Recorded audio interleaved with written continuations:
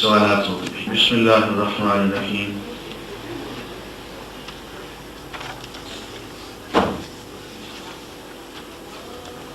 Doctor صاحب میرا سوال یہ ہے کہ ہم اولیاء اللہ سے ڈائریکٹ دعا مانگ سکتے ہیں؟ کیونکہ میں نے کتاب میں پڑھا ہے جس میں مؤلف نے ثابت کیا ہے کہ اگر اولیاء اللہ سے زندگی میں دعا کروائی جاتی ہے تو مرنے کے بعد کیوں نہیں منگوائی جا سکتی؟ عزیزان گرامی، میں نے پچھلے اتوار کو اس موضوع پہ بہت تفصیل سے عرض کیا تھا کہ دعا کا عمل صرف اللہ سے ہے. دعا منگوانے کا عمل اور چیز ہے، ڈائریکٹ دعا مانگنے کا عمل اور چیز ہے. دعا تو آپ کسی سے منگوا سکتے ہیں، بچے سے بھی منگوا سکتے ہیں، بزرگ سے بھی منگوا سکتے ہیں، اور یا اللہ سے منگوا سکتے ہیں. لیکن مرنے کے بعد کسی قبر والے سے جا کے یہ کہنا کہ تم میرے لیے یہ دعا مانگو، یہ شرعاً ثابت نہیں ہے. صحابہ میں سے کسی نے یہ عمل نہیں کیا. اس میں آپ جا کے اپنے لیے دعا مانگیں، اللہ سے مانگیں، اور اگر واقعی آپ جس کی قبر پہ جا رہے ہیں اگر واقعی وہ اللہ والا ہے اور آپ کی اس کے ساتھ اگر فرض کیجیے آپ نے السلام علیکم بھی ان سے کہہ دیا اور وہ اتنی بڑی شخصیت ہے، جیسے کہ حدیث میں آتا ہے کہ حضور اکرم صلی اللہ علیہ وسلم کی خدمت میں کوئی جائے سلام عرض کرے تو اللہ تعالیٰ فرماتے ہیں کہ میرے جسم میں میری روح کو لٹا دیتے ہیں اور میں اس کے سلام کا جواب دیتا ہوں. تو آپ دعا مانگے، اگر اس میں حضور اکرم صلی اللہ علیہ وسلم آمین کہہ دیتے ہیں تو کیا بات ہے، ہمیں اس میں کوئی اشکال نہیں ہے. لیکن ان کو مخاطب کر کے کہنا کہ آپ مجھے یہ چیز دے دیں، دلوا دیں، تو یہ تو ان سے دعا مانگنا ہوا. ایسا نہیں، اللہ سے ان کے ہاں دعا مانگیں. اور جو انبیاء ہوتے ہیں ان کے جسم ان کی قبر میں محفوظ ہوتے ہیں. انبیاء کے جسم کو مٹی نہیں کھاتی، ان کے جسم محفوظ ہوتے ہیں، اور جب ان کو سلام عرض کرتے ہیں تو وہ جواب دیتے ہیں، وہ سنتے ہیں. وہاں پہ بھی جا کے اللہ سے دعا مانگے اور وہ ہماری دعا پہ آمین کہیں تو یہ تو ٹھیک ہے، اس سے زیادہ نہیں. ایک شخص سعودیہ میں امپورٹ بزنس میں انڈر انوائس کر کے امپورٹ ڈیوٹی کم ادا کرتا ہے، کیا یہ شرعاً جائز ہے؟ اس شخص کا موقف ہے کہ سعودیہ حکومت غنی ہے، اسے امپورٹ ڈیوٹی لگانی ہی نہیں چاہیے. وہ تو چاہیے کی بات ہے، اب جب لگی ہوئی ہے تو بھائی وہ تو دینی پڑے گی. دیکھیے ایک قاعدہ رکھیے کہ جو اہل ایمان ہیں وہ ٹیکس چور نہیں ہوتے. ایک مومن بندہ اپنا نقصان کر لے گا، لیکن جس ملک میں رہ رہا ہے وہ خاص طور پہ اسلامی ملک میں، تو اس ملک کی بنیادوں کو کمزور نہیں ہونے دے گا. اس لیے امپورٹ ایکسپورٹ ڈیوٹی جو ہے نا یہ ہمیں دینی چاہیے. یہ ایکسائز کا کام، یہ ٹیکسیشن کا کام، اس میں کوئی ڈنڈی نہیں مارنی چاہیے، جو بنتا ہے وہ دینا چاہیے. سید زکوٰۃ نہیں لے سکتے اور غریب ہوں تو ان کو ہدیہ دیا جا سکتا ہے، ہبہ دیا جا سکتا ہے، ان کی ویسے مدد کی جا سکتی ہے، لیکن زکوٰۃ و صدقات میں سے نہیں. دیکھیے یہاں ایک بہت اہم بات سامنے آ رہی ہے. ہمارا ایک کلچر ہے جو خاندانیت پہ، نسلی عصبیت پہ کھڑا ہوا ہے، موروثیت پہ کھڑا ہوا ہے، پورا ایک مذہب بنا ہوا ہے. اور اسلام یہ ہے کہ حضور اکرم صلی اللہ علیہ وسلم نے خاندانیت کو یوں کاٹا ہے اور توڑا ہے، فرمایا کہ میرے خاندان کے لوگوں کو زکوٰۃ نہیں دیں، نفی کی ہے. اس خاندانیت کو توڑا ہے، یہ اسی کا حصہ ہے.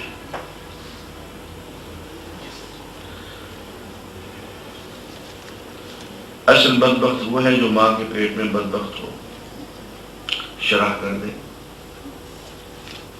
یہ بالکل ویسے ہی ہے جیسے اللہ تعالیٰ نے ایک جگہ فرمایا ہم نے بہت سے لوگوں کو اس لیے پیدا کیا کہ ان سے جہنم کو بھر دیں. ذرأنا لجہنم کثیرا من الناس. بعض لوگوں کو ہم نے پیدا اس لیے کیا کہ ان سے جہنم بھر دیں. اب کوئی سوچے کہ یار اس میں لوگوں کا کیا قصور ہے؟ آپ نے تو پیدا ہی اسی لیے فرمایا تھا کہ ان سے جہنم کو بھر دیں. اب وہ بیچارے گناہ نہ کرتے تو کیا کرتے؟ وہ قتل ڈاکہ چوری نہ کرتے تو کیا کرتے؟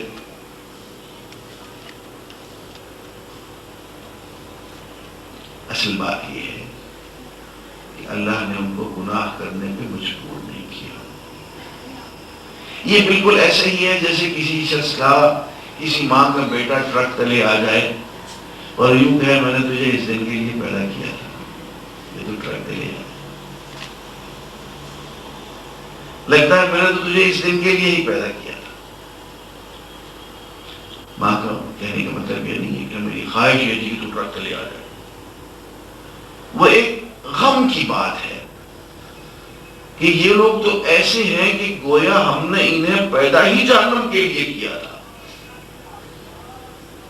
وہی بات یہ ہے کہ بعض لوگ تو ایسے ہیں جیسا کہ ماں کے پیٹ میں ہی بدبخت ہوتے ہیں. جتنی ان کو نیکی کی بات سجھاؤ وہ نہیں سجھے گی، جتنی ان کو ایمان کی حق کی بات کرو وہ مسکرا دیں گے، پاگل سمجھیں گے. تو یہ ایک محاورہ ہے. محاورے ایسا نہیں ہے کہ اس کو ہم نے پیدا ہی بدبخت کیا ہے یا کوئی پیدائشی گناہ گار ہے، ایسا نہیں ہے. مطلب یہ کہ اتنا بدبخت ہے کہ اس میں اب حق بات سوچنے سمجھنے کی صلاحیت ہی نہیں ہے. گویا کہ ماں کے پیٹ میں ہی یہ بدبخت تھا. جیسے کہ آپ کسی عبارت کہ وہ تو پیدائشی ولی اللہ ہے، یہ انہی معنوں میں ہے.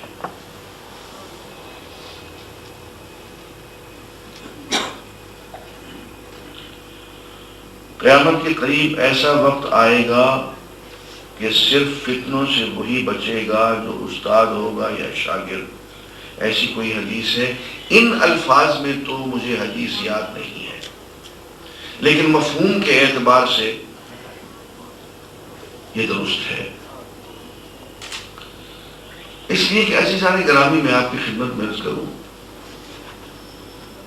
دنیا میں سب سے بڑا عمل، سب سے عظیم عمل علم کا حاصل کرنا. علم کے حصول سے بڑا عمل اور کوئی نہیں. میں نے جب سقراط کو پڑھا تو میری سمجھ میں اس کی بات آئی نہیں. اس نے کہا knowledge is the virtue. اصل ورچو اور اصل نیکی جو ہے وہ صرف علم ہے، باقی جتنی نیکیاں ہیں وہ اس کے ذہن میں آتی. میری سمجھ میں یہ بات نہ کہ یار صرف نالج ورچو کیسے ہو سکتا ہے، اس پہ انسان عمل بھی تو کرے. لیکن یہ بات بعد میں سمجھ میں آئی کہ عمل تو بہت بعد میں آتا ہے، جب علم کی بنیاد ٹھیک بندھ جاتی ہے اس وقت نہیں جا کے عمل کی ابتدا ہوتی ہے. اس سے پہلے جو عمل ادھر ادھر دیکھا دکھائی کا جو عمل ہوتا ہے اس کی کوئی حقیقت نہیں ہوتی. ہم نے بیتوروں کو دیکھا جن کے پاس علم نہیں تھا، نماز بھی پڑھتے تھے، روزے بھی رکھتے تھے، ماتھے پہ محراب بھی تھے، چہروں پہ داڑھیاں بھی تھیں، لیکن جب وہاں امریکہ میں گئے تو ایک ہی مہینے کے اندر اندر سب کچھ بھرشٹ ہو گیا، اور وہ ہوٹل میں بیٹھے شراب بھی پی رہے ہیں، خنزیر کا گوشت کھا رہے ہیں. اس لیے کہ اس عمل کی بنیاد نہیں تھی، وہ صرف دیکھے دکھاوے کا عمل تھا. لوگوں نے تعریف کی کہ ہاں میں نماز پرہیزگار ہے، اچھا بچہ ہے، صالح نوجوان ہے. بس صالح نوجوان تو کہلاتے رہے یہاں پہ، لیکن اندر سے اس صالح پن کی جو علمی بنیاد ہونی چاہیے تھی وہ نہیں تھی. بیٹھ گئے. اس لیے اصل چیز جو ہے وہ علم ہے میرے دوستوں. علم کا حصول اس سے بڑھ کے کوئی عمل نہیں ہے. اور علم میں سب سے بڑا علم قرآن مجید کا علم ہے. تو واقعتاً ایک دور ایسا آئے گا کہ فتنے سے وہی بچیں گے جو اصحاب علم ہوں گے، جو یا علم کے پیچھے دوڑ رہے ہوں گے علم حاصل کرنے کے لیے، یا علم تقسیم کر رہے ہوں گے. اور یہاں ایک اور حدیث سنا دو، اللہ اکبر، مجھے یاد آ گئی. اور میں نے ایک عربی میں کتاب لکھی ہے، اس کا ابھی اردو میں ترجمہ نہیں ہوا. اس کا نام ہے حدیث الہدا. وہ ایک حدیث ہے بخاری شریف کی، اس کی شرح میں نے کی اور وہ کتاب سے بن گیا. یہ میری کتاب جو عربی کی کتاب ہے اس میں چھپی ہوئی ہے، تبصرۃ و ذکریٰ لمن کان لہ عبد. اس میں یہ مضمون کتابی شکل میں چھپا ہوا ہے. حدیث الہدا. حدیث یہ ہے کہ حضور اکرم صلی اللہ علیہ وآلہ وسلم نے فرمایا کہ میری مثال باران رحمت کی ہے. اور باران رحمت جو ہے وہ مختلف جگہوں پہ ہوتی ہے، سنگلاخ چٹانوں پہ ہوتی ہے. تو اس پہ جو تھوڑی بہت مٹی ہوتی ہے نا، پہلے سے پہاڑوں پہ مٹی ہوتی ہے تھوڑی تھوڑی، اور بعض جگہ مٹی خاصی تبیز ہوتی ہے، اس میں فصلیں بھی ہوتی ہیں. زور کی بارش آئے تو فصل بھی گئی، مٹی بھی گئی، اگلے سوال ابھی تک ختم ہو جاتا ہے، بہا کے لے جاتی ہے. اگر باران رحمت پہاڑوں پہ ہو جائے، سنگلاخ زمین پہ، تو جو تھوڑی بہت وہاں پہ وہ سبزی ہریالی ہوتی ہے وہ بھی ختم. ہاں نرم زرخیز زمین پہ ہو تو وہاں پہ کھیت، پھل، پھول، باغ، باغیچے گلزار ہو جاتے. تو ایک کیا ہے سنگلاخ زمین جس کو باران رحمت سے کوئی فائدہ نہیں، ابو جہل ابو لہب کی زمین. ایک وہ زمین جو نرم ہے، زرخیز ہے، وہاں پہ ہر قسم کا پھل پھول، سبزی، اجناس، کھانے کی چیزیں، مخلوق کو صفائی. میں تیسری اور ہوتی ہے زمین جو بہت نشیب میں ہوتی ہے، جس میں بہت تواضع ہوتی ہے. نشیبی زمین کہتے ہیں ادھر کا بارش کا سارا پانی اکٹھا ہو کے اس میں جمع ہو جاتا ہے، جھیل بن جاتی ہے، اور باران رحمت کا سب سے زیادہ حصہ وہی اکٹھا ہو جاتا ہے. حضور فرماتے ہیں اس میں سے اس جھیل میں مسلسل باران رحمت کا پانی ادھر سے ادھر سے اکٹھا ہوتا رہتا ہے، اور اس میں سے پھر آگے دریا نکلتے ہیں، ندی نالے نکلتے ہیں، اور دور دور تک پھر زرخیز زمینیں کاشت کی جاتے ہیں، ان کی ایریگیشن ہوتی ہے. فرمایا کہ اصل باران رحمت سے فائدہ اٹھانے والے یہ نشیبی زمینیں ہیں جو باران رحمت کو اکٹھا کر کے پھر آگے دریاؤں کی شکل میں بانٹ دیتے ہیں. آپ فرمائیں یہ علماء ہوتے ہیں. تو اس میں کوئی شک نہیں ہے کہ قیامت کے قرب میں تو خاص طور پہ صرف وہی لوگ بچ سکیں گے قیامت کے فتنے سے جن کو اللہ نے کچھ علم کا حصہ دیا ہے. قبر کے عذاب کے بارے میں قرآن مجید میں کہیں نہیں ملتا، اگر ہے تو بتائیں. قرآن مجید بہت وجاہت سے ہے کہ آل فرعون کو صبح شام آگ میں پیش کیا جاتا ہے. تو آگ میں پکنک کرنے تو نہیں آتے ہیں. یہ قبر کا عذاب ہے. سورہ یاسین میں ہے کہ جب وہ آیا اس شہر کے اس کونے سے دوڑتا ہوا ایک شخص اللہ کے نبیوں کی مدد کرنے کے لیے، من اقصى المدینہ رجل یسعی، بھاگتا ہوا آیا. قال یا قوم اتبعوا المرسلین اتبعوا من لا اتبعوا من لا يسألكم اجرا وهم مهتدون. تو آدمی آیا، اس نے تقریر کی کہ یہ اللہ کے رسول ہے، نہ تم سے اجر مانگتے ہیں، کوئی مطالبہ نہیں کرتے، ہدایت یافتہ لوگ ہیں، لوگوں ان کی بات مان لو، ہدایت پہ آ جاؤ گے۔ مالی اللہ عبد الذی فطرنی وإلیہ ترجعون، ساری اس کی تقریر، اور اس کے بعد پتہ چلا کہ قتل ہو گیا۔ قیل ادخل الجنہ، اور اس سے کہا گیا کہ جنت میں داخل ہو جاؤ۔ قال، اس نے کہا یا لیت قومی یعلمون، اے کاش میری قوم کے لوگوں کو، ان قاتلوں کو پتہ تو چل جائے، بما غفر لی ربی، یہ میرے پروردگار نے مجھے کیسے بخش دیا، وجعلنی من المکرمین، اور مجھے مکرم باعزت لوگوں میں اللہ نے شامل کر دیا۔ یہ کب ہوا؟ مرنے کے فوراً بعد، قبر کے اندر۔ تو یہ ایک قبر میں جزا بھی ہے، سزا بھی، دونوں یہ قرآن کی آیتیں میں نے پڑھی۔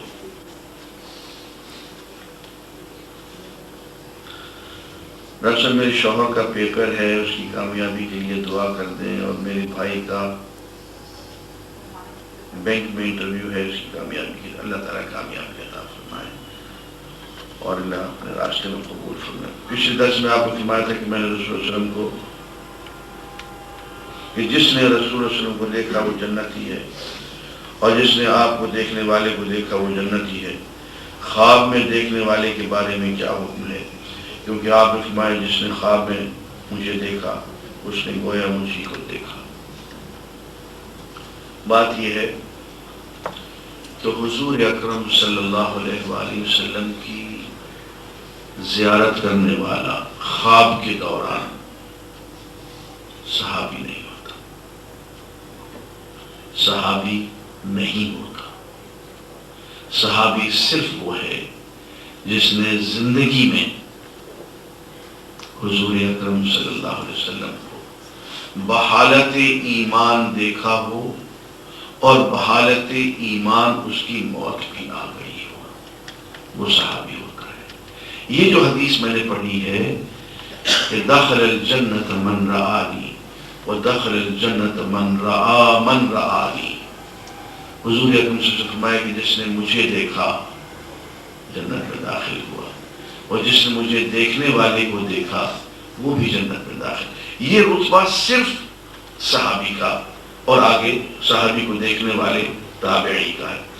رہ گئی خواب میں حضور اکرم صلی اللہ علیہ وآلہ وسلم کی زیارت، تو عزیزان گرامی میں ذاتی طور پہ سمجھتا ہوں کہ یہ ایک بہت بڑا مقام ہے، اور یہ زیارت انہی لوگوں کو ہوتی ہے جن کے دل میں حضور اکرم صلی اللہ علیہ وسلم کی بے حد و حساب محبت ہو،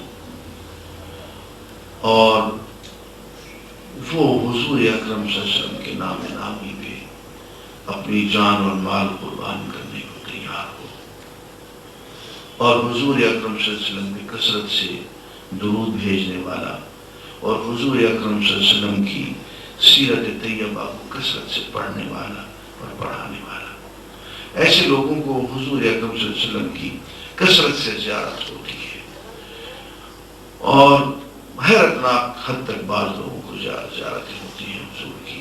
یہ ایک بہت بڑا مقام ہے، اور میں یہ تو نہیں کہتا ہوں کہ یہ اس کا رتبہ صحابی کے برابر ہے، لیکن میں یہ ضرور سمجھتا ہوں کہ جس شخص کو حضور کی خواب میں زیارت ہوتی ہے، میں یقین رکھتا ہوں کہ اس کو آخرت میں حضور کی شفاعت نصیب ہوگی۔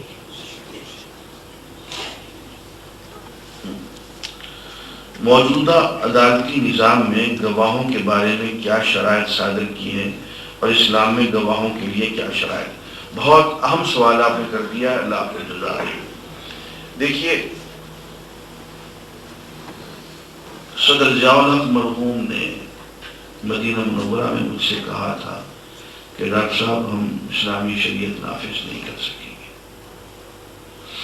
اس لیے کہ ہمارے ہاں گواہوں کا جو سلسلہ ہے وہ درست نہیں ہو سکتا۔ آپ ذرا یہ دیکھیے کہ 1400 سال میں آج تک عدالتی کارروائی کے نتیجے میں کسی شخص کو رجم کی سزا نہیں ہوئی۔ رجم تو چھوڑ، کسی شخص کو 100 کوڑوں کی سزا نہیں ہوئی۔ غیر شادی شدہ آدمی پہ ثابت ہو جائے کہ اس نے زنا کا عمل کیا ہے اور اس کو 100 کروڑوں کی سزا دے دی گئی ہو، عدالتی کارروائی کے نتیجے میں آج تک ایسا نہیں۔ جس کسی کو سزا ملی ہے صرف اس لیے سزا ملی ہے کہ اس نے خود اعتراف کر لیا، بس۔ یہ کیوں ایسا ہوا کہ اس جرم میں 1400 سال تک کوئی جھوٹی گواہی نہیں آئی؟ ضیاء الحق مرحوم نے کہا کہ ڈاکٹر صاحب اس جرم میں لوگ معصوم مارے جائیں گے، کہ ہمارے یہاں جو سلسلہ چل رہا ہے 4 گواہیاں جس کے بارے میں جیسی چاہو لوگ دینے کو تیار ہے، ہم کیا کریں؟ اس وقت پھر میں نے ان سے کہا کہ حضرت میں آپ کی ملاقات یہاں کے قاضی سے کرواتا ہوں۔ میرے بہت عزیز دوست قاضی سے فوت ہو گئے بیچارے، ملاقات تو میں کروا سکا، لیکن میں نے ان سے کہا کہ پھر ہمارے یہاں ایک نظام ہے، اور وہ نظام یہ ہے کہ تزکیۃ الشہود اس کو کہتے ہیں، کہ گواہی دینے والے کی پہلے تزکیہ کیا جائے۔ جو شخص گواہی دے رہا ہے اس کے بارے میں لوگ گواہی دیں کہ یہ سچا گواہ ہے، اس کے بارے میں معتبر لوگ پہلے گواہی دیں کہ اس شخص کی گواہی قابل قبول ہے، پھر گواہی لی جائے۔ افسوس کہ ہمارے نظام میں ابھی تک یہ جو موجودہ عدالتی نظام ہے، جو کہ ابھی تک یہ غیر اسلامی ہے، اس میں تزکیۃ الشہود نام کی کوئی چیز نہیں ہے، جس کی وجہ سے مقدمات الجھ جاتے ہیں اور جھوٹی گواہیوں کو راستہ ملتا ہے۔ آپ گواہ میں جرح تو کرتے ہیں اور مقدمے کا 70-80% حصہ جو ہے وہ گواہ کی جرح پہ لگ جاتا ہے، اور آپ کو پتہ ہوتا ہے کہ گواہ جھوٹا ہے، پھر آپ اس کی جرح کر رہے ہیں۔ آپ اس کی کیوں گواہی لیتے ہیں؟ آپ اس پہ کیوں جرح کرتے ہیں؟ اس سے پہلے آپ یہ تو طے کریں کہ گواہی لینی بھی چاہیے اس کی کہ نہیں۔ اگر وہ 50 مقدمات میں جھوٹی گواہیاں پہلے دے چکا ہے اور آپ کے ریکارڈ پہ ہے کہ مقدمات میں یہ جھوٹی گواہیاں دے چکا ہے، اور ہمیں آخر چل کے اس کی گواہی کو جھوٹی گواہی قرار دینا پڑا ہے، کیسے اس کی گواہی لے سکتے ہیں؟ اس لیے ہمارا نظام بالکل مختلف ہے موجودہ عدالتی نظام میں۔ ہمارے نظام میں کوئی مقدمہ جو ہے 1 ہفتے سے زیادہ وقت نہیں لے سکتا۔ اس وقت بھی غیر گزرے حالات میں بھی سعودی عرب کے اندر کوئی مقدمہ 1 ہفتے سے زیادہ وقت نہیں لیتا، اور 90% مقدمات جو ہیں وہ اعتراف پہ ختم ہوتے ہیں۔ قاضی کا پہلا زور یہ ہوتا ہے کہ وہ ملزم سے یہ کہے کہ دیکھ میاں فیصلہ تو ہم کریں گے، بہتر یہ ہے کہ تو توبہ کر لے اور اعتراف کر لے، تاکہ اللہ کے ہاں بھی تو پاک ہوگی جائے۔ سزا تو تجھے مل جائے گی، لیکن اس سزا کو پانے کے بعد اگر تو آخرت میں بھی سزا تو نے پانی ہے تو پھر تجھ سے بڑا بدنصیب اور کوئی نہیں۔ بہتر یہ ہے کہ تو علی الاعلان مقدمہ چلنے سے پہلے تو خود اعتراف کر کے اس سزا کو تو خود قبول کر لے، تاکہ وہ تیری توبہ شمار ہو، تیری پاکیزگی شمار ہو۔ یہاں سے مقدمہ چلتا ہے، اور 90% کیس جو ہیں وہ مجرم کی کنفیشن پہ، اعتراف پہ ختم ہو جاتے ہیں۔ 10% مقدمات پہ جرح کرنی پڑتی ہے۔ اچھا، میں اسی پہ میں لیکچر دے رہا تھا، جج صاحبان یہاں سے گئے ہوئے تھے مدینہ منورہ میں نے جب یہ جج صاحبان کو سمجھایا کہ آپ ملزم سے یوں بات کریں، یوں بات کریں، ان سے اعتراف لیں، کنفیشن لیں، اور کارروائی کو لمبا آپ نہ کریں، تو ایک جج صاحب کھڑے ہوئے،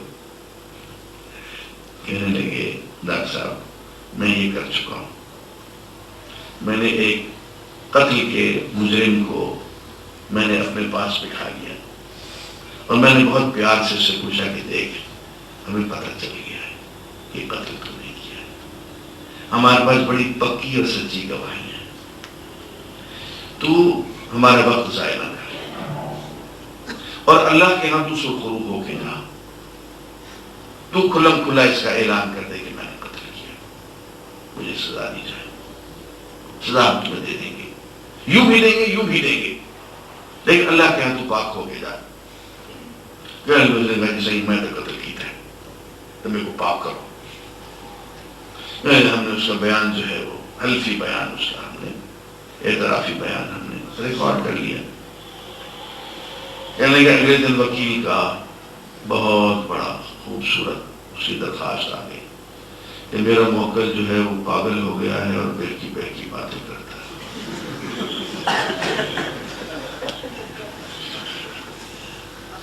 پاگل ہو گیا ہے اور بہکی بہکی باتیں کرتا ہے۔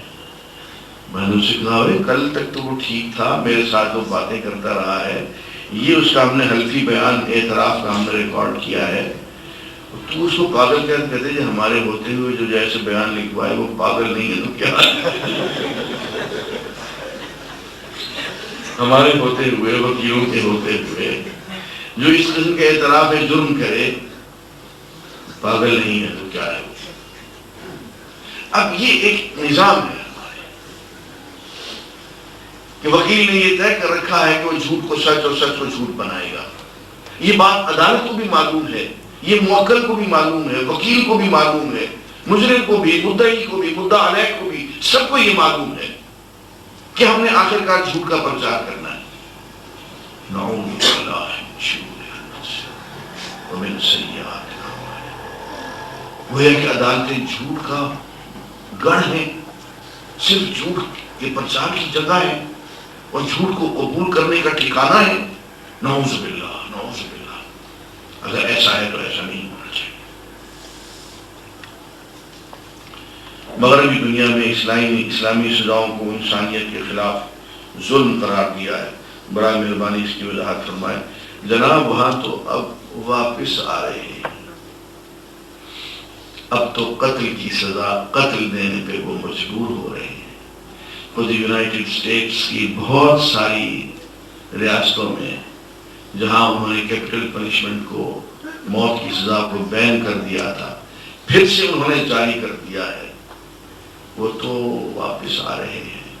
یہ تو ہمارے یہاں کے جو بے دین لوگ ہیں پاکستان کے، وہ اب تک اسلامی سزاؤں کو وحشیانہ سزا ہی کہتے ہیں، وہ تو اس کو قبول کرنے کے موڈ میں ہیں۔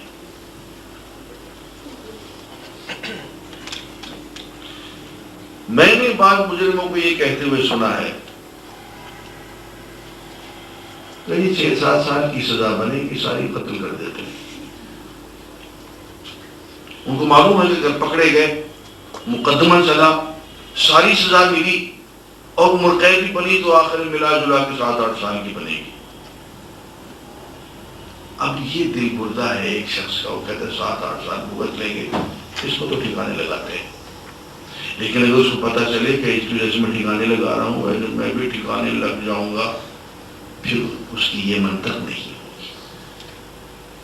اسی فرما وَلَكُمْ فِي الْقِصَاصِ حَيَاةٌ يَا أُولِي الْأَلْبَابِ، اے عقل والو، دانش والو، اس قصاص میں، موت کے بدلے موت میں تمہارے لیے حیات ہے، زندگی ہے۔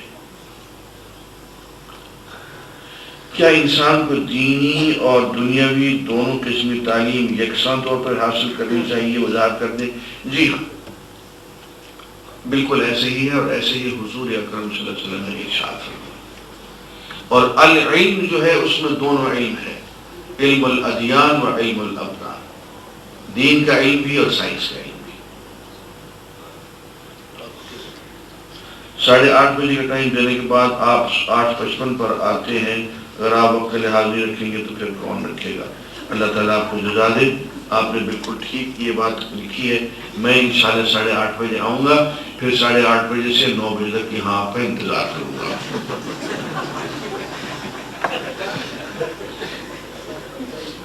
پھر یہاں میں بیٹھ کے 8:30 بجے سے 9 بجے تک آپ کا انتظار کروں گا اور 9 بجے درس شروع کروں گا۔ یا تو آپ مجھ سے وعدہ کر لیں کہ آپ لوگ ٹھیک وقت پہ آئیں گے، تو انشاءاللہ 8:31 نہیں ہوں گے۔ آج آپ کے آنے سے 5 منٹ لوگ پہلے آئے ہیں، اتنے لیٹ آئے ہیں۔ بالکل صحیح کہہ رہے ہیں، اور فرسٹ آف آل یہی پہنچے ہیں۔ میں لیٹ آنے پہ شرمندہ ہوں، میں اپنی غلطی کا اعتراف کرتا ہوں، لیکن میں 3-4 مرتبہ جب بھی وقت پہ آیا ہوں مجھے 20 मिनट 25 मिनट इंतजार करना पड़ा है साथियों थोड़ी सी का। करनी पड़ेगी तो लोग पिछली मरतबे आप अंदाजा कीजिए जब मैंने दर्स शुरू किया तो बहुत थोड़े लोग बैठे हुए थे, यानी हालांकि 9:15 के करीब हमने दर्स शुरू किया, बहुत थोड़े लोग बैठे हुए थे। तो उससे जाहिर है कि जो शख्स पढ़ा रहा होता है वो भी लोहे का बना हुआ नहीं होता है, उसको भी फिर रंज होता है कि यार मैं इतनी तैयारी करके आया हूँ और देखिए मैं सिर्फ इस दर्स के लिए कराची से कल आया हूँ। कराची में आज मेरा इस शाम को बहुत अहम प्रोग्राम है, 3-4 और प्रोग्राम है, टीवी की रिकॉर्डिंग है, मैंने सारी छोड़ दी। मैंने कभी इस दर्स को मैं मिस नहीं करता हूँ, मैं जरूर आऊँगा कि आप हजरात इतनी मोहब्बत से आते हैं। देखिए अगर आप वादा करें तो ठीक 8:30 पे मैं शुरू कर दूंगा, लेकिन पहले आप लोग वादा करें कि आप हर वक्त आ जाएंगे। क्यों साहब, है मूड आने का वक्त पे?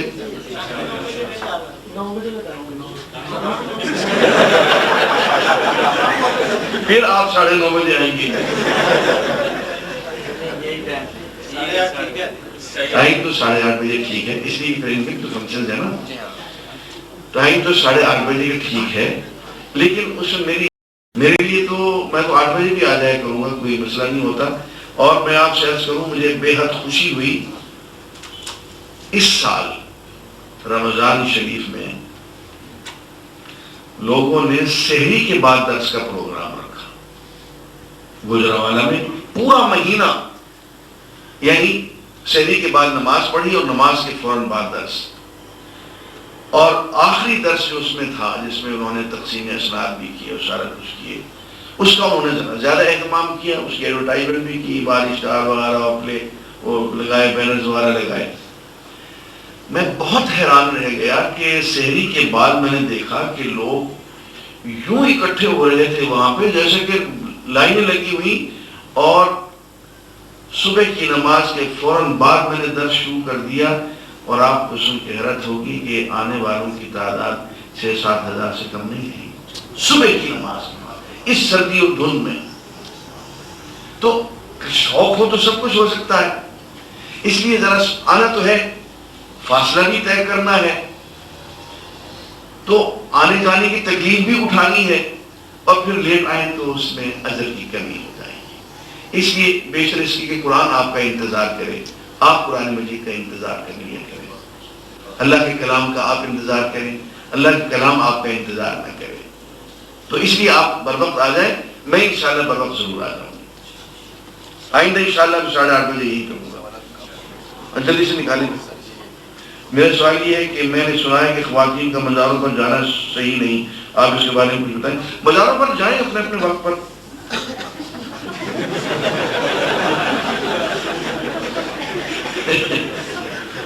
हमने कब रोका? क्या इस्लाम में सिगरेट नोशी जायज है? मैंने बाद लोगों को देखा है कि नमाज बाकायदगी से पढ़ते हैं लेकिन सिगरेट भी पीते हैं। बात यह है कि एक अरसे तक यहाँ पे सिगरेट को उलमा ने मकरूह करार दिया, और उसके बाद हमने देखा कि रियाज में उलमा के बहुत बड़े ग्रोह ने डॉक्टरों और साइंसदानों के साथ मिलकर हफ्ता 10 दिन पूरी बहस की, और वो इस नतीजे पे पहुंचे कि सिगरेट का इस्तेमाल जो है वो शराब के इस्तेमाल से भी ज़्यादा ख़तरनाक है। तो उन्होंने सिगरेट को और हर किस्म की स्मोकिंग को उन्होंने शरअन हराम करार दिया है।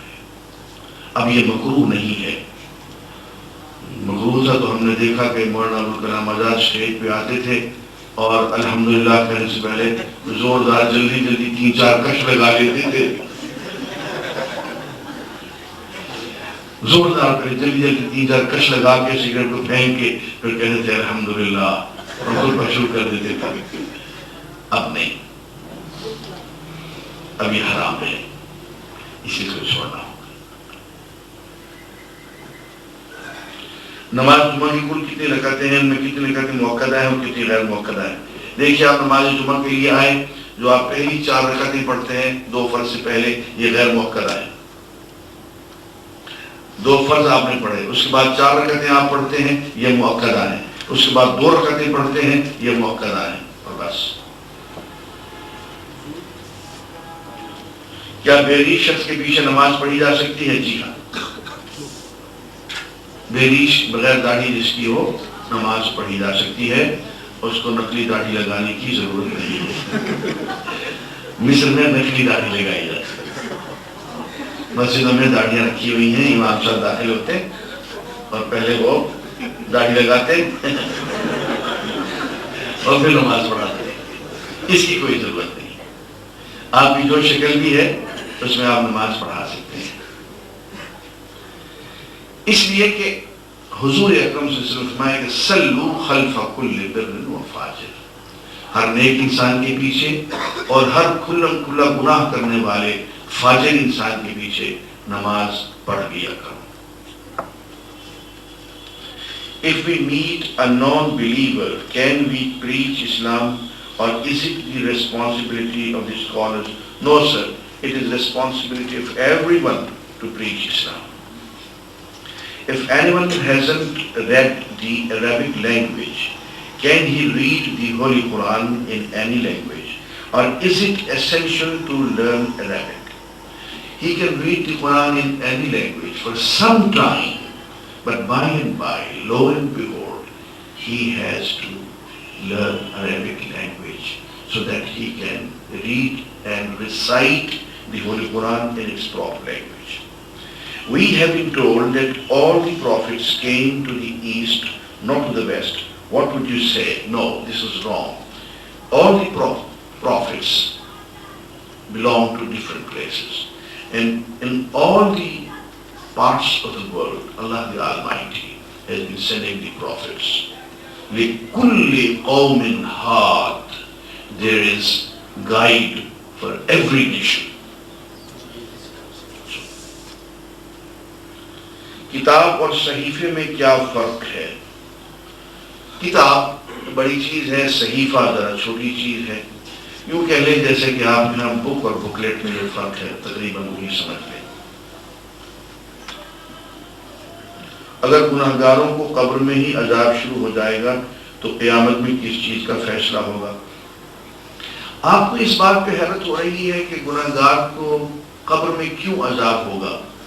حالانکہ حقیقت یہ ہے کہ ایک شخص جب گناہ کرتا ہے تو اس کے گناہ کا اثر، اس کے گناہ کا عذاب اسی وقت سے شروع ہو جاتا ہے اور وہ قبر میں بھی جاری رہتا ہے۔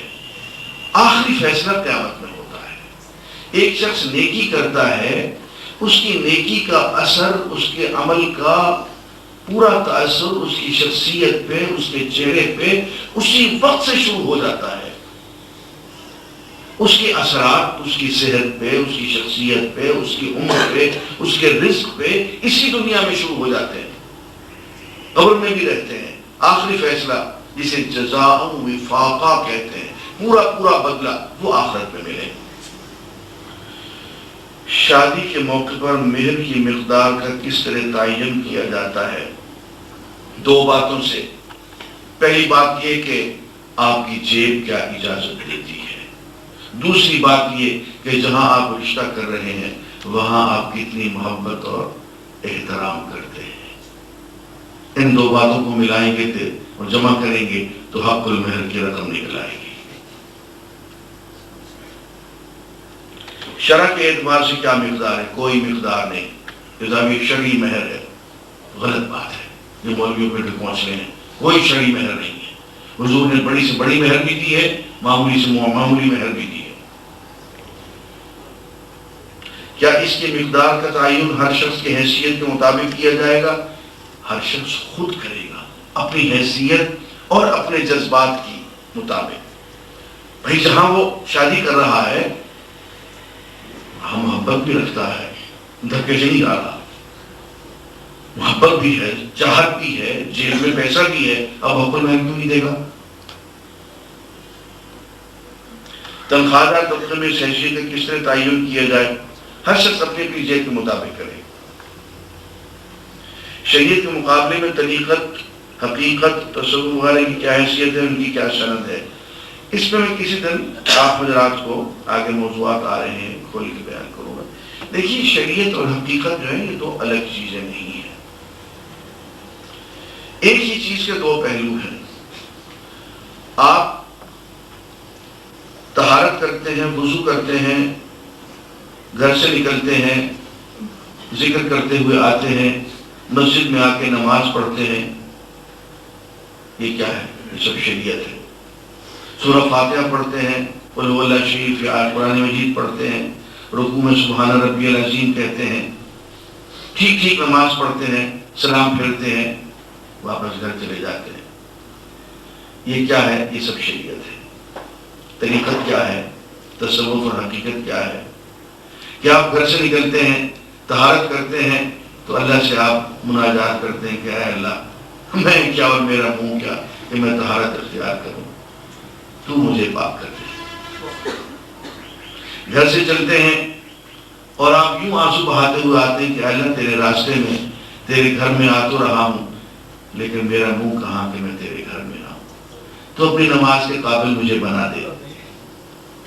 مناجات کرتے ہوئے اور پھر کہتے ہیں الحمدللہ رب العالمین، آپ اللہ اکبر کہتے ہیں، سبحانک اللہم پڑھتے ہیں، ایک ایک لفظ پہ آپ خوب دھیان دیتے ہیں اور اللہ کے حضور گڑ گڑاتے ہیں اور رقت سے آپ پڑھتے ہیں، روتے ہیں کہ اے اللہ یہ نماز میرے بس کی چیز نہیں ہے، اے اللہ میں تیرا حق، تیری عبادت کا حق، تیرے رکوع کا حق، تیرے سجود کا حق، تیرے قرآن کی تلاوت کا حق مجھ سے کہاں ادا ہوگا؟ اور یہ روتے دھوتے ہوئے آپ نماز پڑھتے ہیں، آپ پہ گریہ طاری ہو جاتا ہے، آپ اللہ کے حضور مناجات کرتے ہیں، دعا مانگتے ہیں، گڑ گڑاتے ہیں، ایک ایک لفظ جو ہے وہ آپ کی روح میں سے اتر کے نکلتا ہے۔ یہ تصوف ہے، بات وہی ہے، عمل وہی ہے، لیکن اس کے اندر جب آپ جان ڈال دیتے ہیں، اس کی گہرائی میں اتر جاتے ہیں، اس کو دل سے کرتے ہیں، خشوع و خضوع سے، یہی حقیقت، یہی طریقت، یہی تصوف بن جاتا ہے۔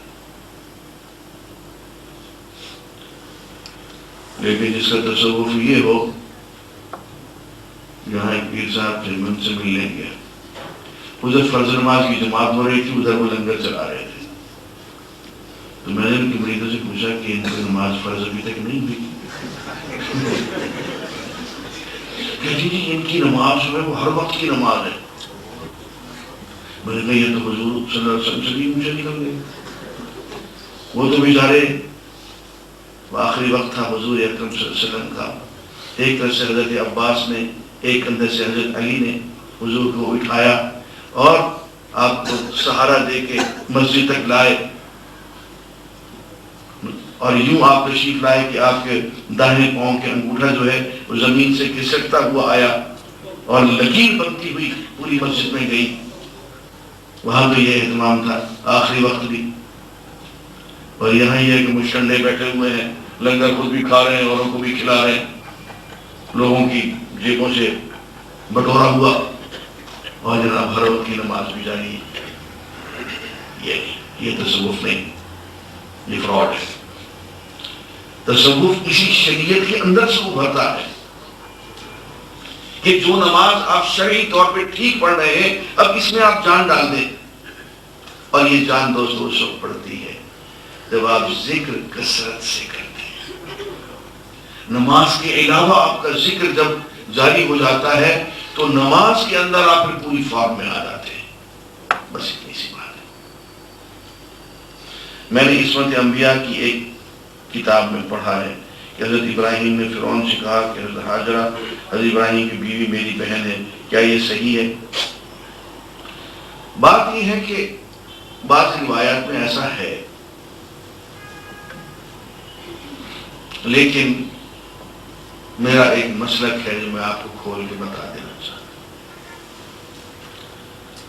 اور مجھے اس معاملے میں مولانا مودودی رحمۃ اللہ علیہ کا جملہ بہت پسند ہے۔ ہم نے بعض کتابوں میں یہ پڑھا کہ حضرت ابراہیم علیہ السلام نے 3 جھوٹ بولے تھے۔ ایک جھوٹ تو یہ بولا تھا کہ ان سے پوچھا گیا کہ تم میلے میں چلتے ہو، انہوں نے کہا نہیں، انی شقیم، میں بیمار ہوں، میں نہیں جاتا، بیمار نہیں تھے، جھوٹ بول دیا۔ ایک جھوٹ انہوں نے یہ بولا کہ ان سے پوچھا گیا کہ یہ تم نے توڑے ہیں بت؟ اس نے کہا ایسے مجھے بڑا بت ہے، اس سے پوچھو، جھوٹ بول دیا۔ تیسرا جھوٹ یہ بول دیا کہ اپنی بیوی کو اپنی بہن قرار دے دیے۔ بات یہ ہے کہ ہمارے لیے یہ آسان ہے کہ ہم اس راوی کو جھوٹا قرار دے دیں بنسبت اس کے کہ ابراہیم علیہ السلام کو جھوٹا قرار دیں.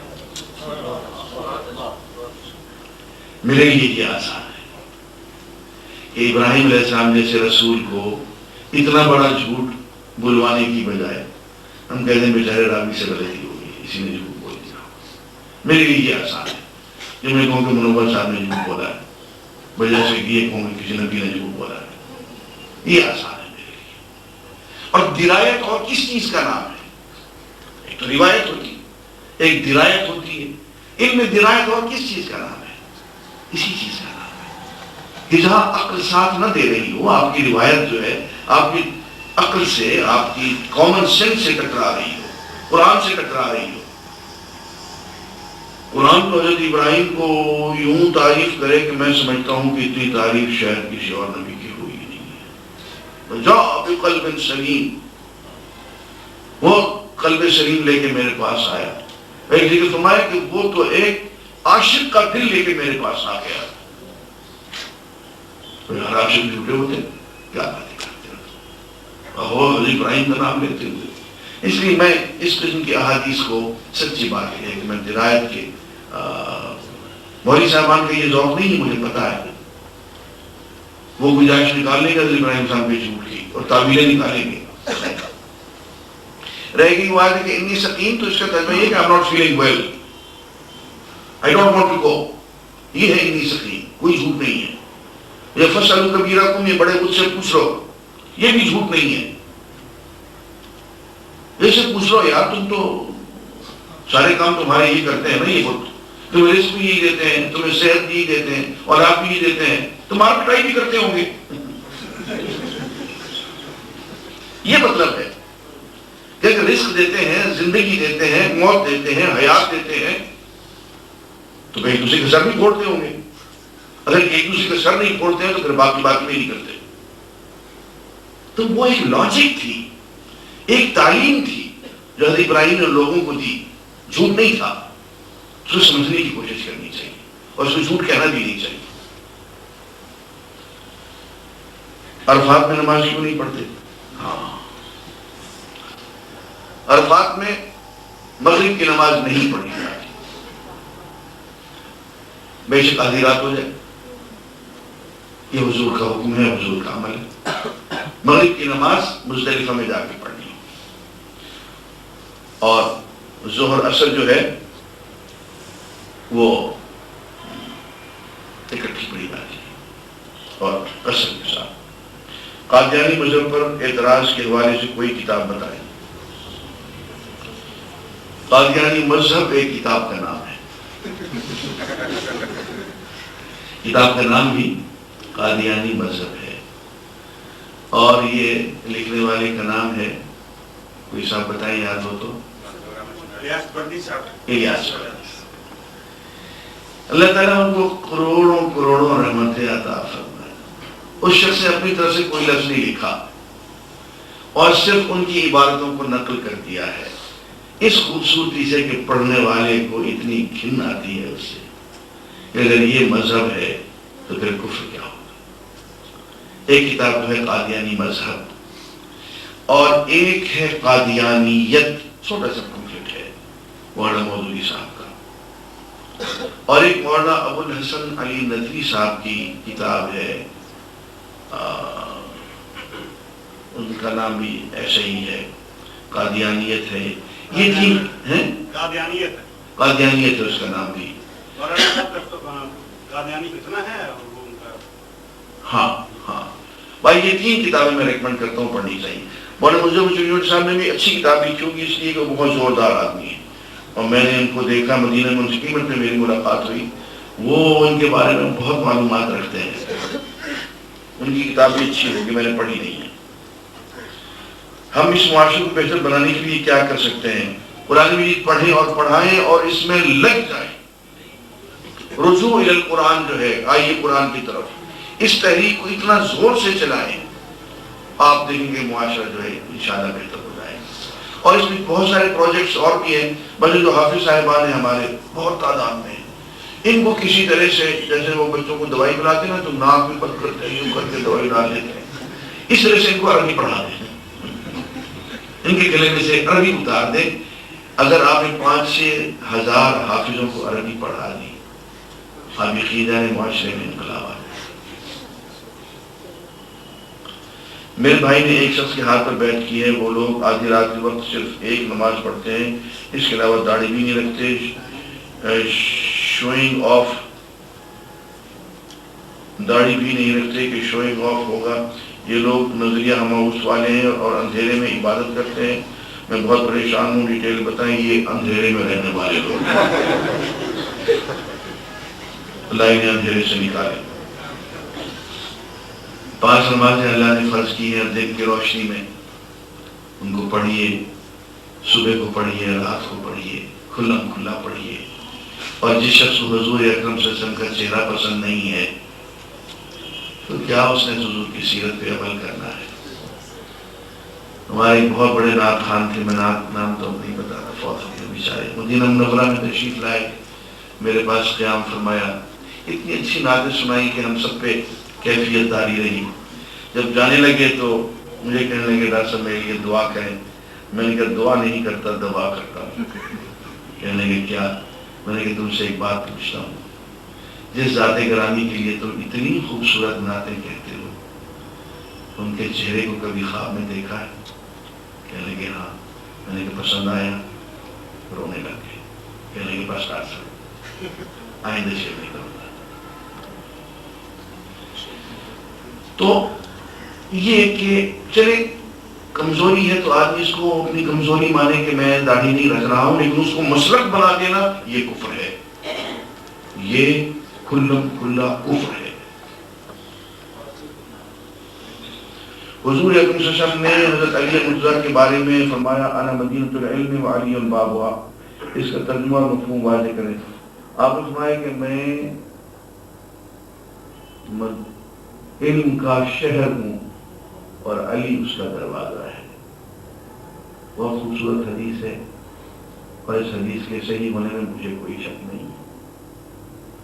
حضرت علی کرم اللہ تعالی وجہہ حضور اکرم صلی اللہ علیہ وسلم کے ان صحابہ میں سے ہیں جنہوں نے حضور کے صحبت اور حضور کی تربیت غالباً سب سے زیادہ اٹھائی ہے۔ ابو بکر صدیق رضی اللہ تعالیٰ عنہ شاید ان کی وقت زیادہ انہوں نے لگا لیا ہو، بہرحال ان لوگوں میں سے ہیں جو پہلے 4-5 جنہوں نے سب سے زیادہ حضور کی صحبت اور تربیت حاصل کی اور حضور اکرم صلی اللہ علیہ وسلم سے علم پایا ہے، اس لیے یہ حدیث اپنے جگہ پہ درست ہے۔ انا مدینۃ العلم وعلی بابھا، میں علم کا شہر ہوں اور علی اس کا دروازہ ہے۔ لیکن دوستو برا مت بنائیے، میں ایک بات کہا کرتا ہوں کہ شہر کا ایک دروازہ نہیں ہوتا، 4 دروازے ہوتے ہیں۔ شہر کے زیادہ دروازے ہوتے ہیں، ایک بڑا مین گیٹ حضرت علی ہے تو پھر چھوٹے چھوٹے دروازے اور بھی، ایک ابو بکر ہے، ایک عمر ہے، ایک عثمان ہے، ایک کعب بن مالک ہے، بڑے بڑے قراء، بڑے بڑے، ایک عبداللہ بن عباس ہے، عبداللہ بن عمر ہیں، یہ بھی دروازے ہیں۔ ہاں علم میں حضرت علی رضی اللہ تعالیٰ کا جو مقام ہے وہ شاید بہت سے اور صحابہ کا بنا۔ میرا دوسرا سوال یہ ہے کہ نکاح نبی پاک صلی اللہ علیہ وسلم کی سنت ہے، اس لیے ہر مسلمان کو اسے سنت کے طور پر ہی ادا کرنا چاہیے، لیکن جو مسلمان نکاح صرف شہوت کی پیاس بجھانے کے لیے کرتے ہیں ان کے متعلق کیا فرماتے ہیں؟ دیکھیے بات یہ ہے، نکاح اس بات کا نام ہے کہ اللہ کے راستے میں، اللہ کے بتائے ہوئے طریقے میں اپنی شہوت بجھائی جائے۔ وہ تو بجھانی ہے، یا حرام میں یا حلال میں، تو حلال طریقے سے بجھاؤ گے تو نکاح ہو جائے گا۔ اس میں شہوت کا استعمال کرنے کی کیا ضرورت ہے؟ ایک فطری طریقہ ہے، فطری تقاضا ہے، اس کو آپ اللہ کے حکم کے مطابق کریں گے تو عبادت بن جائے گا، وہ نکاح بن جائے گا۔ امیر معاویہ رضی اللہ تعالیٰ عنہ کب اور کیسے ایمان لائے؟ یہ فتح مکہ کے قریب میں ایمان لائے۔ اور دل سے ایمان لائیں، یہ بھی میں آپ کو بتا دوں،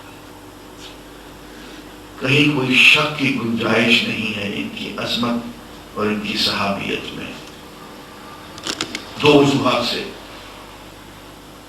اور دونوں کو ذرا دھیان سے سن لیں۔ پہلی بات کہ امیر معاویہ ان صحابہ میں سے ہیں جو کاتبین وحی ہیں، قرآن لکھنے والے لوگوں میں سے ہیں۔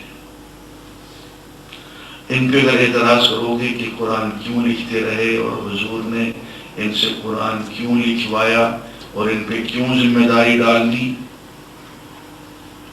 تو پھر حضور پہ شک کرنا پڑ جائے گا، حرف حضور پہ آ جائے گا کہ نعوذ باللہ اہل ایمان میں سے نہیں تھے، جیسے کہ بعض بدبخت کہتے ہیں، یہ نعوذ باللہ اہل تقوی میں سے نہیں تھے، اصحاب عدل میں سے نہیں تھے، تو پھر تو حرف آ جائے گا حضور پہ کہ ایسے شخص کو قرآن لکھنے پہ کیوں بٹھا دیا۔ اور اگر شک کرو ان پہ اور کہ ان کی حکومت ٹھیک نہیں تھی، تو حرف آئے گا امام حسن پہ جو خلیفہ راشد ہیں حضرت علی کے بعد، کہ انہوں نے اپنی مرضی سے اپنی حکومت ان کے حوالے کیوں کر دی۔ اگر یہ حکومت کے مستحق نہیں تھے تو امام حسین کو شہید تو ہونا تھا، پھر لڑتے ہوئے شہید ہو جاتے، ان کا مقابلہ کرتے ہوئے نہیں، حکومت ان کے حوالے کر دی۔ اس اعتبار سے ان کی جو حکومت ہے وہ حکومت برحق ہے، اسی لیے امام حسن نے دی ہے۔ شک کرو گے تو امام حسن پہ حرف آئے گا۔ اس لیے اختلاف امت اپنی جگہ پہ، مزاج کا اختلاف ہو سکتا ہے، غلط فہمیاں ہو سکتی ہیں، لیکن ان کی نیت پہ، ان کے تقویٰ پہ، ایمان پہ شک کرنا جو ہے اپنے آپ کو برباد کرنے والی بات۔ داڑھی کے بارے میں بتا دیں کہ یہ فرض ہے یا سنت، نہ فرض ہے نہ سنت، یہ واجب ہے۔ فرض وہ ہوتا ہے جس کا حکم قرآن مجید میں اللہ تعالیٰ دے دیں، واجب وہ ہوتا ہے جس کا حکم اللہ تعالیٰ دے دیں لیکن وہ حضور کی زبان سے ادا ہو، حدیث میں آئے، وہ واجب ہے۔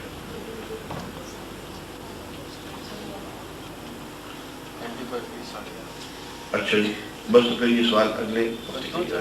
اچھا جی، کیا عید کی قربانی کرنے کے لیے قربانی کرنے والے کو وہاں موجود ہونا ضروری ہے؟ کیونکہ میں حیدرآباد میں، یہ ضروری نہیں ہے، کہیں بھی ہو سکتی ہے قربانی۔ کیا عورت قبرستان جا سکتی ہے؟ جی ہاں، بالکل جائے، ہم نے کب روکا ہے؟ میں علاج پہلے کرا لیں تو ٹھیک ہے، وہ نہ جانا پڑے گا۔ فقہا نے روکا ہے کہ نہ جائے، اس لیے کہ وہاں جا کے خواتین جو ہے گڑبڑ کرتی ہیں، بعض فقہا نے روکا ہے۔ میرے پاس اس کی دلیل نہیں ہے، دلیل اس کے حق میں ہے میرے پاس کہ ان کو جانا چاہیے قبرستان میں، جائز ہے۔ بعض فقہا کا فتویٰ ہے کہ نہ جائے۔ 12 سال شادی ہو گئے لیکن اولاد نہیں ہے، اللہ تعالیٰ اولاد عطا فرمائے گا انشاءاللہ، ہم دعا کریں گے، اللہ تعالیٰ سے مانگیں، اللہ تعالیٰ ضرور عطا فرمائے۔ سورہ بنی اسرائیل کے 7ویں رکوع میں قیامت کے دن والے دن تمام لوگ اپنے اماموں اور سرداروں کے ساتھ ساتھ حاضر ہوں گے اور ان کے اعمال میں ان کے دائیں ہاتھ میں دیے جائیں گے۔ تو کیا امام بنانا یا بیعت کرنا ضروری ہے؟ یہ ضروری ہے۔ پرفیوم لگا کر نماز پڑھنی جائز ہے؟ جی ہاں جائز ہے۔ پرفیوم میں الکوہل ہوتی ہے، وہ اڑ جاتی ہے، خوشبو باقی رہ جاتی ہے۔ اپنے شادی شدہ بیٹے کو زکوٰۃ دی جا سکتی ہے؟ جی، نہ غیر شادی شدہ بیٹے کو نہ شادی شدہ بیٹے کو۔ وہ جن سے آپ ہیں اور وہ جو آپ سے ہیں ان پہ زکوٰۃ حرام ہے۔ میں پھر دہراتا ہوں، وہ جو آپ سے ہیں، آپ کے بیٹے، پوتے، پوتیاں، نواسے، نواسے، اور وہ جن سے آپ ہیں، آپ کے باپ، دادا، پردادا، ان سب پہ نکاح زکوٰۃ حرام ہے۔ بہن بھائیوں کو دی جا سکتی ہے۔ ایک حدیث میں ایک اصول رسول پاک صلی اللہ علیہ وسلم نے معراج کے موقع پر دوزخ میں زیادہ عورتیں دیکھیں، کیوں؟ یہ عورتوں سے پوچھیں، مجھ سے کیوں پوچھیں؟ بات ٹھیک ہے، ویسے خواتین زیادتی کرتی ہیں، مرد بھی زیادتی کرتے ہیں، لیکن میں نے دیکھا ہے کہ خواتین زیادہ زیادتی کرتی ہیں۔ ان کی زبان جو ہے وہ بہت تیز ترار ہوتی ہے. یہ خواتین اپنے خاوندوں کے احسانات کو بہت جلد بھول جاتی ہیں. زندگی بھر کی اس کی خلوص محبت، اس کی کمائی، اور آخر میں یہ کہہ دے کہ تجھ سے مجھے ملا ہی کیا ہے، میں نے تو تیرے ساتھ زندگی ہی برباد کر دی. یہ حضور کے الفاظ ہیں جو میں بیان کر رہا ہوں.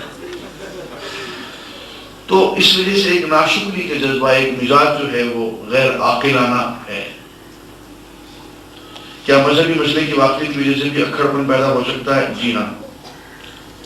علم انتہا پسند بھی تو بناتا ہے، اور یہ جو آدھا علم ہے یہ انتہا پسند بناتا ہے. بہت بڑے بڑے سوال ہے. کسی قوم کی مشابہت اختیار کرنے میں کیا بات سمجھ میں آتی ہے کہ ہم یہودیوں اور عیسائیوں یا دیگر اہل کفر کی طرح لباس بھی پہنے؟ صرف لباس سے مشابہت نہیں ہوتی ہے، اس ذہن، اس سوچ، اس فکر اور ان جذبات سے مشابہت ہوتی ہے جو اہل کفر کے ہیں. اللہ اس کے فرشتے حضور پر درود بھیجتے ہیں. اس آیت سے کئی لوگ نتیجہ خرچ کرتے ہیں کہ اللہ تعالیٰ بذات خود یہی ایک کام کرتے ہیں، آج درود بھیجنا کہ باقی کام تو ان کے حکم پر فرشتے کرتے. یہ بچوں والی بات ہے. کائنات کا پورا نظام اللہ کے ہاتھ. اللہم صلی علی سیدنا وعلی آل سیدنا محمد. ربنا تقبل منا انک انت السمیع العلیم وتب علینا انک انت التواب الرحیم رب اغفر وارحم وانت خیر الراحمین. اے اللہ اپنی دین کی سمجھ، دین کی محبت، دین کی غیرت عطا فرما. قرآن مجید پڑھنے کی، سمجھنے کی، اس پہ عمل کرنے کی، اس کے لیے وقت، مال، جان لٹانے کی توفیق نصیب فرما. اپنی محبت، معرفت، نصیب و فکر نصیب فرما. اپنے حبیب محمد رسول اللہ صلی اللہ علیہ وسلم کی محبت، معرفت و اتباع نصیب فرما. اے اللہ اپنی راہ میں جینا اور اپنی راہ میں مرنا نصیب فرما. عالم اسلام کی اور پاکستان کی حفاظت فرما. اے اللہ ہم تیری عبادت کرتے ہیں، تجھ سے ہی دعا مانگتے ہیں. اے اللہ ہماری تمام حاجتیں مرادیں پوری فرما اور تمام تکالیف دور فرما. صلی اللہ علیہ وسلم برحمتک یا اللہ. اگلا اتوار انشاءاللہ یہی صبح